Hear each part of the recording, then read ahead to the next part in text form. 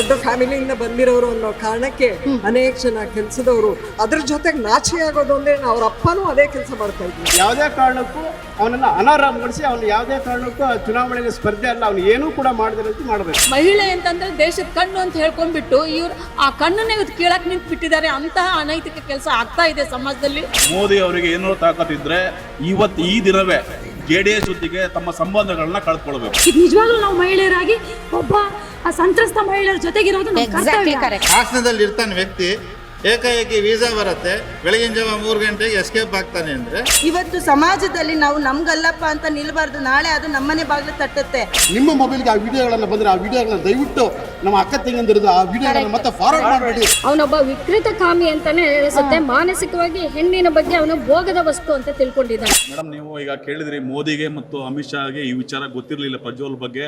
ಯಾಕೆ ಸಿದ್ದರಾಮಯ್ಯ ಅವ್ರಿಗೂ ಗೊತ್ತಿತ್ತು ತಾನೆ, ಪರಮೇಶ್ವರ್ ಅವ್ರು ತಡ್ರಿ ಸರ್, ಜಿ ಪರಮೇಶ್ವರ್ ಅವ್ರಿಗೂ ಗೊತ್ತಿತ್ತು ತಾನೆ, ಅವ್ರು SIT ರಚನೆ ಮಾಡಿದ್ರು ತಾನೆ, ಅದ್ ಹೆಂಗ್ರಿ ಓಡೋಗಕ್ ಬಿಟ್ರು? ಹಾಗಾದ್ರೆ ಮೇಡಮ್ ಒಂದ್ ಸೆಕೆಂಡ್ ಮೇಡಮ್, ಇಲ್ಲಿ ಸ್ಟೇಟ್ ಗವರ್ನಮೆಂಟ್ ಪಾತ್ರ ಇದೆ, ಸೆಂಟ್ರಲ್ ಗವರ್ನಮೆಂಟ್ ಪಾತ್ರ ಇದೆ. ನಾವು ಯಾವುದೇ ಗವರ್ಮೆಂಟ್ ನಾವು ಪರವಾಗಿ ಮಾತಾಡ್ತಿಲ್ಲ, ಇರೋ ವಿಚಾರ ಹೇಳ್ತಿದ್ದೀನಿ. ನೀವು ಮೋದಿ ಮತ್ತು ಅಮಿತ್ ಶಾಗೆ ಮುಂಚೆ ಟಿಕೆಟ್ ಕೊಡೋದು ಮುಂಚೆ ಗೊತ್ತಿರ್ಲಿಲ್ಲ ಅನ್ನೋ ವಿಚಾರಕ್ಕಾಗಿ ನಾವು ಇನ್ನೊಂದೆರಡು ಮಾತಾಡ್ತೀವಿ. ಕುಮಾರಸ್ವಾಮಿ ಅವ್ರಿಗೆ ಗೊತ್ತಿರ್ಲಿಲ್ಲ, ಇನ್ನೇನ್ ಮೋದಿ ಅವ್ರಿಗೆ ಗೊತ್ತಿರುತ್ತಾ? ಒಂದ್ ಸೆಕೆಂಡ್ ಮೇಡಮ್ ಒಂದ್ ಸೆಕೆಂಡ್ ನಾನು ಮಾತಾಡ್ತೀನಿ ಮೇಡಮ್ ಅವರೇ.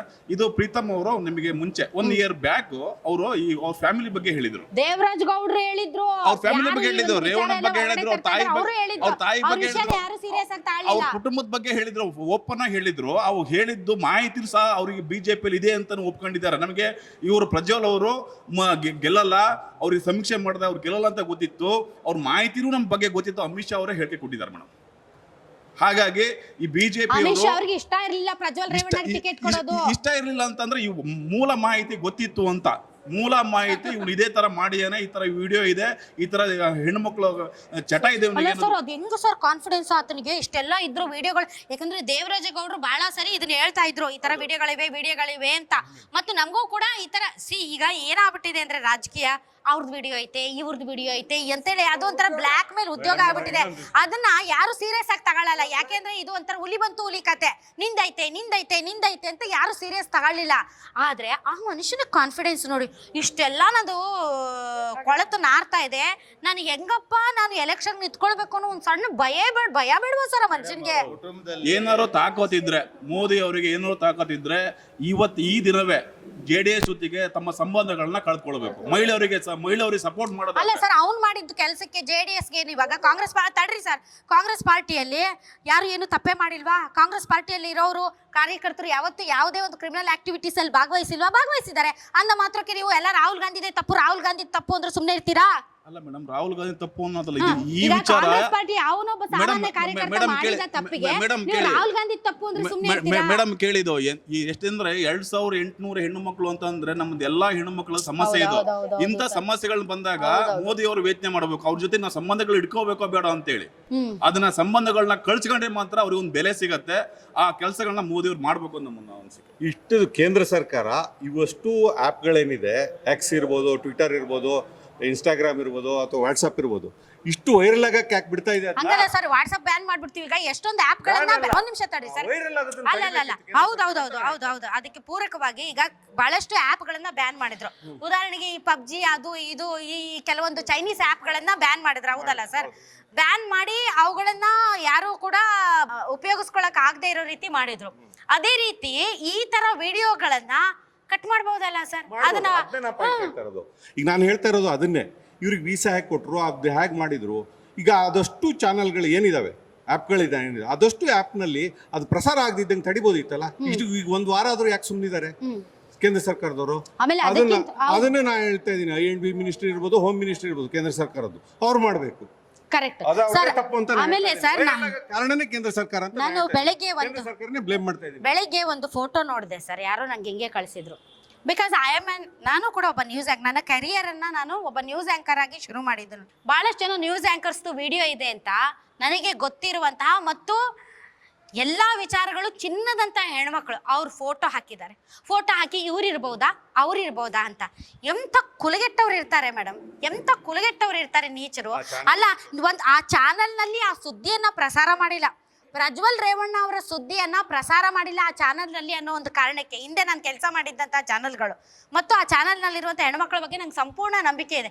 ಆ ಚಾನಲ್ನಲ್ಲಿ ಪ್ರಜ್ವಲ್ ರೇವಣ್ಣ ವಿಚಾರ ಪ್ರಸಾರ ಆಗಿಲ್ಲ ಅನ್ನುವಂಥ ಒಂದೇ ಒಂದು ಕಾರಣಕ್ಕೆ ಆ ಚಾನಲ್ನ ಹೆಣ್ಮಕ್ಳ ಫೋಟೋ ಹಾಕಿ ಈ ಉರ್ದು ವಿಡಿಯೋ ಇದೆ ಅನ್ನುವಂತಹ ವಿಕೃತವಾದಂತಹ ಒಂದು ಮನೋಭಾವವನ್ನು ವ್ಯಕ್ತಪಡಿಸ್ತಾ ಇದ್ದಾರಲ್ಲ ಇವರು ಈ ರಾಜಕೀಯದವರು. ಇವ್ರಿಗೇನಾದ್ರೂ ನಿಜಕ್ಕೂ ಹೆಣ್ಮಕ್ಳಿದ್ದಾರೆ, ಇವರೆಲ್ಲ ಹೆಣ್ಮಕ್ಳ ಹೊಟ್ಟೆಯಲ್ಲೇ ಹುಟ್ಟಿರ್ತಾರ ಅಂತ. ನಮ್ಮ ಕಡೆ ಒಂದು ಗಾದೆ ಮಾತಿದೆ ನಾರ್ತ್ ಕರ್ನಾಟಕ ಕಡೆ, ನಾನು ಚುಡ್ದಂಗ್ ಮಾಡ್ತೀನಿ ನೀನ್ ಹತ್ತಂಗ್ ಮಾಡು ಅಂತ. ಸುಮ್ನೆ ಇಲ್ಲಿ ಹೇಳ್ದಂಗ್ ಮಾಡ್ತೀನಿ, ಆ ಕಡೆಯಿಂದ ಹಿಂದ್ಗಡೆಯಿಂದ ನಿಮ್ಮನ್ನ ಕಳಿಸ್ತೀನಿ. ನೇಹಾ ಕೇಸಲ್ಲಿ ರಸ್ತೆಗೆ ಇಳಿದ್ಬಿಟ್ರು ಮೊನ್ನೆ. ಇವತ್ತು ಆರ್ ಅಶೋಕ್ ಅವರು ನೇಹಾ ಕೇಸ್ ಹೇಳ್ತಾ ಇದಾರೆ ಬಿಟ್ರೆ, ಪ್ರಜ್ವಲ್ ರೇವಣ್ಣನ್ ಕೇಸ್ನಲ್ಲಿ ಬರೀ ಮೊಸಳೆ ಕಣ್ಣೀರ್ ಹಾಕ್ತಾ ಇದಾರೆ, ನಮಗೆ ಗೊತ್ತಿಲ್ಲ ಅಂದಂಗೆ. ಕರೆಕ್ಟ್. ಇಲ್ಲಿ ನಾವು ಆಟ ಆಡ್ತಾ ಇರೋದು ಹೆಣ್ಮಕ್ಳ ಒಂದು ಜೀವದ ಜೊತೆ ಮತ್ತು ಅವ್ರ ಜೀವನದ ಜೊತೆ. ಆ ಹೆಣ್ಮಕ್ಳಿದ್ದಾರೆ, ಈ ಆಂಕರ್ಸ್ ಇದ್ದಾರೆ ಅಂತ ನೀವು ಪ್ರಸಾರ ಮಾಡೋದ್ರಿಂದ ಯಾರೀ ಇವಾಗ ನ್ಯೂಸ್ ಚಾನಲ್ಗೆ ಮನೆಯಲ್ಲಿ ಯಾರು ಹೆಣ್ಮಕ್ಳನ್ನ ಕಳಿಸ್ತಾರೆ? ನಾಳೆಯಿಂದ ಯಾರು ಕಳಿಸ್ತಾರಾ? ಸೊ ನಾವು ಕೂಡ ಮೀಡಿಯಾದವರು ಕೂಡ ಒಂದು ಸ್ವಲ್ಪ ಅರ್ಥ ಮಾಡ್ಕೋಬೇಕು.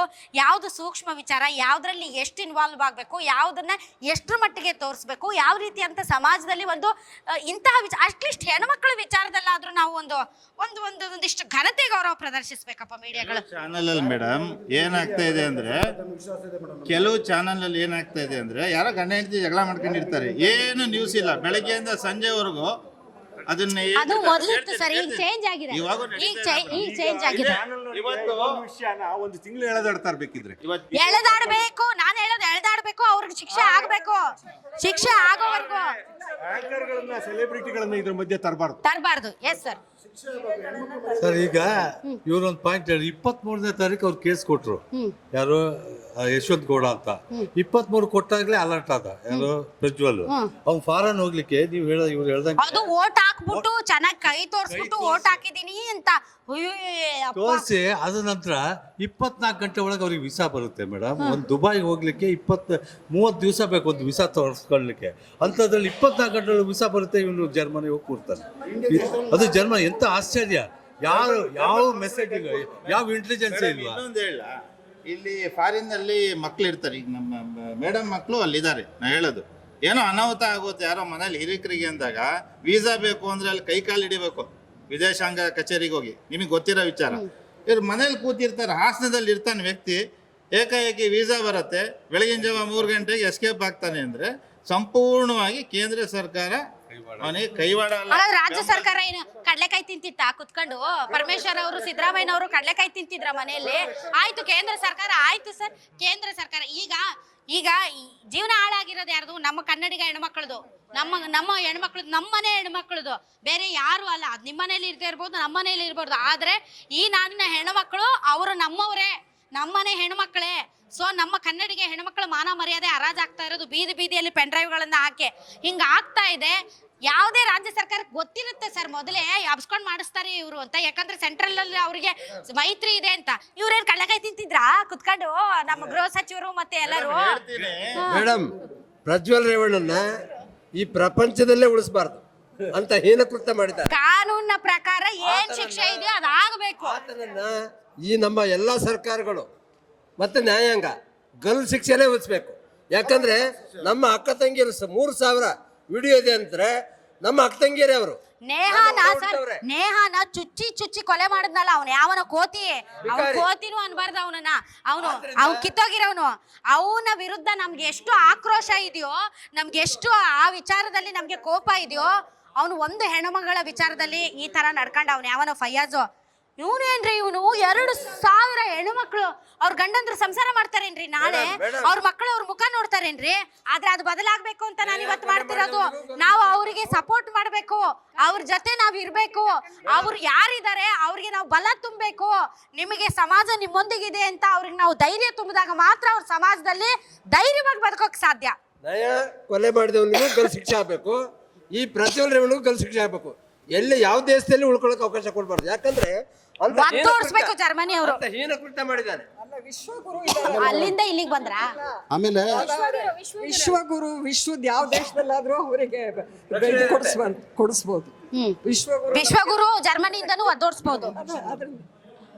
ಈ ತರ ನೀಚನಿಗೆ ವೀಸಾ 24 ಗಂಟೆಗಳು ಸಿಗತ್ತೆ ಅಂತ ಹೇಳಿದ್ರೆ ಅದು ಎಕ್ಸ್ಟರ್ನಲ್ ಅಫೇರ್ಸ್ ಸಪೋರ್ಟ್ ಇಲ್ಲದೆ ಆಗೋದೇ ಇಲ್ಲ. ಎಕ್ಸ್ಟರ್ನಲ್ ಅಫೇರ್ಸ್ಗೂ ಕರ್ನಾಟಕ ಸರ್ಕಾರಕ್ಕೂ ಯಾವುದೇ ರೀತಿಯ ಸಂಬಂಧ ಇಲ್ಲ. ಅವ್ರು ಸಪೋರ್ಟ್ ಅವ್ರ ಕುಮ್ಮಕ್ಕಿದ್ದೇ ಹೋಗಿದ್ದು. ನನ್ನ ಕಳಕಳಿ ವಿನಂತಿ ಏನು ಗೊತ್ತಾ ಮೇಡಮ್, ಇದೆಲ್ಲ ಬೇಡ ಸರ್. ಈಗ ನೀವು ಎಲ್ಲರೂ ಅವರೇ ನನ್ನ ಕಳಕಳಿಯ ವಿನಂತಿ ಏನು ಅಂತ ಹೇಳಿದ್ರೆ, ಅವ್ರು ಯಾವ ತರ ಶಿಕ್ಷೆ ಆಗಬೇಕು ಅಂತ ಹೇಳಿದ್ರೆ, ಸೌದಿ ಅರೇಬಿಯಾದ ಶಿಕ್ಷೆ ಏನಿದೆ, ಅವನ ರಸ್ತೆಯಲ್ಲಿ ನಿಂತ್ಕೊಂಡು ಅವನ ಮರ್ಮಾಂಗವನ್ನು ಕತ್ತರಿಸದೆ ಸೌದಿ ಅರೇಬಿಯಾದ ಶಿಕ್ಷೆ ಅವನಿಗೆ ಆಗಬೇಕು. ಅದ್ರ ಜೊತೆಗೆ ನಾಗರಿಕರಲ್ಲಿ ನನ್ನ ವಿನಂತಿ ಏನಂತ ಹೇಳಿದ್ರೆ, ನಿಮ್ಮ ಮೊಬೈಲ್ಗೆ ಆ ವಿಡಿಯೋಗಳನ್ನು ಬಂದರೆ ಆ ವಿಡಿಯೋಗಳನ್ನ ದಯವಿಟ್ಟು ನಮ್ಮ ಅಕ್ಕ ತಂಗಿಯಂದಿರೋದು ಆ ವಿಡಿಯೋಗಳನ್ನ ಮತ್ತೆ ಫಾರ್ವರ್ಡ್ ಮಾಡಬೇಡಿ. ಯಾರು ನಿಮಗೆ ಕಳಿಸ್ತಾ ಅವನ ರಿಕ್ವೆಸ್ಟ್ ಮಾಡಿ ಆ ವಿಡಿಯೋನ ಅಲ್ಲೇ ಡಿಲೀಟ್ ಮಾಡಕ್ಕೆ ಎಲ್ಲರೂ ಅದಕ್ಕೆ ಸಹಕರಿಸಬೇಕು ಅಂತ ಹೇಳಿ ನಾಗರಿಕರಲ್ಲಿ ವಿನಂತಿಯನ್ನು ಮಾಡ್ಕೊಳ್ತೇನೆ. ಪೆನ್ ಡ್ರೈವ್ ಮಾಡ್ಬಿಟ್ಟು ತುಂಬಾ ಹಂಚಿದಾರಲ್ಲ, ಅವರಿಗೂ ಖಂಡಿತ ಅವ್ರನ್ನ ಫಸ್ಟ್ ಗಲ್ಲಿಗೆ ಹಾಕ್ಬೇಕು ಮೇಡಮ್. ಅವನು ಏನೋ ಮಾಡ್ದ, ಅದನ್ನ ಇಡೀ ರಾಜ್ಯಕ್ಕೆ ಮತ್ತು ಇಡೀ ಬೀದಿ ಗಲ್ಲಿಗಳಲ್ಲಿ ಪ್ರತಿಯೊಬ್ಬರ ಮೊಬೈಲ್ಗಳಲ್ಲಿ ಬರೋಂಗ್ ಮಾಡಿದ್ನಲ್ಲ ಅವನು ಯಾವನೋ ಕ್ರಿಮಿನಲ್, ಅವನ್ನ ಫಸ್ಟ್ ಗಲ್ಲಿಗೆ ಏರ್ಸ್ಬೇಕು. ಅವನ್ನ ಸೆಕೆಂಡ್ ಅಕ್ಯೂಸ್ಡ್ ಅವನು ಅಂತ ಅವ್ರ ಮೇಲೆ ತಕ್ಷಣ ಕ್ರಮ ತಗೋ. All right, okay. ಬಿಡೋದಿಲ್ಲ, ಗತಿ ಇಲ್ದೇ ಇರೋರು ಬಡವ್ರ ಮಕ್ಕಳಾಗಿದ್ರೆ ಟಿವಿಯಲ್ಲಿ ಹಾಕ್ಲಿಲ್ಲ ಆದ್ರೆ ಇನ್ನು ತುಂಬಾ ಜನಕ್ಕೂ ಹಿಂಗೆ ಆಗ್ತಿತ್ತು ಮೇಡಮ್. ನಿಜ ಮಹಿಳೆಗೆ ಈ ತರ ಆಗಿದ್ ನೋಡಿ ನಮಗೆ ತುಂಬಾ ಅಂದ್ರೆ ನಾಳೆ ನಮಗೂ ಈ ಪರಿಸ್ಥಿತಿ ಬರ್ಬೋದು ಅಂತ ಹೇಳಿ. ಪಾಪ ಮನೆ ಕೆಲಸ ಮಾಡೋ ಹುಡುಗಿ ಹೆಂಗ್ಸೋರು ಅಂತ ಮನೆಗೆ ಹೋಗಿದ್ದಾರೆ, ಅವ್ರಿಗೆ ಈ ತರ ಮಾಡ್ತಾರೆ ಅಂತ ಹೇಳಿದ್ರೆ ಮುಂದೆ ಮಹಿಳೆಯರಿಗೆ ಏನ್ ರಕ್ಷಣೆ ಇದೆ? ಅಲ್ಲ, ನನ್ಗೆ ಅರ್ಥ ಆಗದೆ ಇರೋದು, ತುಂಬಾ ಹಳೇದಿದು ವಿಡಿಯೋ ಅಂತ ಅವ್ರ ಅಪ್ಪ ಅಮ್ಮನೋ ಯಾರು ಹೇಳ್ತಾ ಇದಾರಲ್ಲ, ಇಷ್ಟು ಹಳೆ ವಿಡಿಯೋ ಆದ್ರೂ ಮಗನಿಗೆ ಹಿಂಗೆ ಊರ್ ಮೇಯಕ್ ಬಿಟ್ಟಿದ್ರ ನೀವು? ಊರಲ್ಲಿರೋ ಹೆಣ್ಮಕ್ಳನ್ನೆಲ್ಲ ಹಾಳು ಮಾಡಿ ಅಂತ ಬಿಟ್ಟಿದ್ರ ನೀವು? ಅದೇಂಗ್ರಿ? ಯಾವ ತಂದೆ ತಾಯಿ ನೀವು ತಾಯಂದ್ರೆ ಇದೀರಿ. ನಾವು ಕೆಟ್ಟವ್ರು ಇರ್ಬೋದು, ನಮ್ಮ ಮಕ್ಕಳು ಒಳ್ಳೇದಾಗ್ಬೇಕು ಅಂತ ಬಯಸ್ತೀವಿ. ನಾವು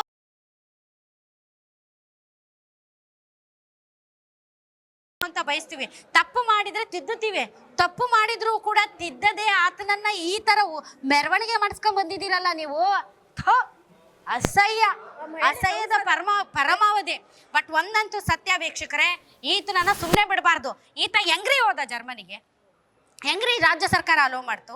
ಹೆಂಗ್ರಿ ಕೇಂದ್ರ ಸರ್ಕಾರ ಇದಕ್ಕೆಲ್ಲ ಪರ್ಮಿಷನ್ ಕೊಡ್ತು? ರಾತ್ರಿ ಹೆಂಗ್ರಿ ಹೋದ ಅವ್ನು ಜರ್ಮನಿಗೆ? ಎಲ್ಲರೂ ಒಂದೇ, ನೆನ್ಪಿಟ್ಕೊಳ್ಳಿ. ಬಹಳ ಜನ ಕಾಂಗ್ರೆಸ್ಸು, ಬಿಜೆಪಿ, JDS ಅಂತ ರಣರಂಗದಲ್ಲಿ ಒಳ್ಳೆ ನೀವು ಎದೆ ಹರ್ಕೊಂಡು ಫೈಟ್ ಮಾಡ್ತೀರಾ.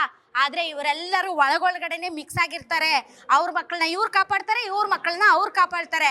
ಬೀದಿಯಲ್ಲಿರೋ ಅಥವಾ ಸಾಮಾನ್ಯರ ಮಕ್ಕಳನ್ನ ಮಾತ್ರ ಏನ್ ಬೇಕಾದ್ರೂ ಮಾಡ್ತಾರೆ.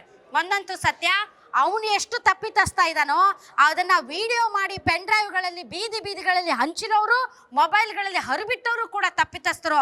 ನಿಮ್ಮ ಮೊಬೈಲ್ಗೆ ಏನಾದರೂ ಆ ವಿಡಿಯೋ ಬಂದರೆ ನೀವೇನಾದರೂ ಇಟ್ಕೊಂಡ್ರೆ ನಾಳೆ ನಿಮ್ಮ ಮೇಲೂ ಕ್ರಮ ತಗೊಳ್ಬೋದು. ಹುಷಾರ್. ಫಸ್ಟ್ ಡಿಲೀಟ್ ಮಾಡಿ, ಫಾರ್ವರ್ಡು, ಶೇರು ಮಾಡದೆ ಹೆಣ್ಮಕ್ಳ ಘನತೆ ಗೌರವ ಕಾಪಾಡಿ. ಆ ವಿಡಿಯೋ ನೋಡಿದಾಗ ನಿಮ್ಮನೆ ಹೆಣ್ಮಕ್ಳು ನಿಮಗೆ ಜ್ಞಾಪಕಕ್ಕೆ ಬರಬೇಕು. ಯಾಕೆ ಅಂತಂದರೆ ಯಾವ ಆಗಂತುಕ ಎಲ್ಲಿ ಅಡಿಕೊಳ್ತಿರ್ತಾನೋ ಗೊತ್ತಿಲ್ಲ. ಆಫೀಸ್ಗಳಲ್ಲಿ ಎಲ್ಲಿ ಬೇಕಾದರೂ, ಬಸ್ಗಳಲ್ಲಿ, ಟ್ರೈನ್ಗಳಲ್ಲಿ, ನಿಮ್ಮ ಕಚೇರಿಗಳಲ್ಲಿ ಎಲ್ಲಿ ಬೇಕಾದರೂ ಇರ್ಬೋದು. ಹೀಗಾಗಿ ಆ ಸಂತ್ರಸ್ತ ಹೆಣ್ಮಕ್ಳ ಪರವಾಗಿ ಇಡೀ ರಾಜ್ಯ ಒಂದಾಗಬೇಕಾಗಿದೆ. ಎಸ್ಪೆಷಲಿ ಈ ರಾಜ್ಯದ ಹೆಣ್ಮಕ್ಳು, ನೀವು ಆ ಸಂತ್ರಸ್ತ ಹೆಣ್ಮಕ್ಳ ಪರವಾಗಿ ನಿಲ್ಬೇಕಾಗಿದೆ. ಯಾರಿಗೂ ಅವಮರ್ಯಾದೆ ಮಾಡೋದು ಬೇಡ, ಯಾರನ್ನೂ ನಾವು ಕೀಳಾಗಿ ನೋಡೋದು ಬೇಡ. ಅವರನ್ನ ಈ ಒಂದು ಸಮಾಜದಲ್ಲಿ ಗಟ್ಟಿಯಾಗಿ ಬಾಳುವಂಥ ಶಕ್ತಿಯನ್ನು ನಾವು ಕೊಡಬೇಕಾಗಿದೆ. ಅದಕ್ಕೆ ಕಾನೂನು ಗಟ್ಟಿ ಆಗಬೇಕಾಗಿದೆ. ನಾನು ವಿನಂತಿಸ್ತೀನಿ ರಾಜ್ಯದ ಹೆಣ್ಮಕ್ಳ ಪರವಾಗಿ, ಮಾನ್ಯ ಸಿದ್ದರಾಮಯ್ಯನವರೇ, ಡಾಕ್ಟರ್ G. ಪರಮೇಶ್ವರ್ ಅವರೇ, ಫಸ್ಟ್ ಆ ವಿಡಿಯೋಗಳನ್ನು ಡಿಲೀಟ್ ಮಾಡಿಸಿ. ಆ ವಿಡಿಯೋಗಳನ್ನು ಯಾರು ಶೇರ್ ಮಾಡ್ತಾರೆ, ಯಾರು ಆ ವಿಡಿಯೋಗಳನ್ನು ಹರಿಬಿಡ್ತಾರೆ, ಯಾರ್ಯಾರು ಪೆನ್ ಡ್ರೈವ್ಗಳಲ್ಲಿ ಇದನ್ನು ಹಂಚ್ತಾ ಇದ್ದಾರೆ, ಅವ್ರನ್ನ ಒದ್ದು ಒಳಗಾಕಿ ನೇತಾಕಿ ಅವ್ರನ್ನ ಸುಮ್ಮನೆ ಬಿಡಬೇಡಿ. ಒಂದು ಭಯ ಬರಬೇಕು.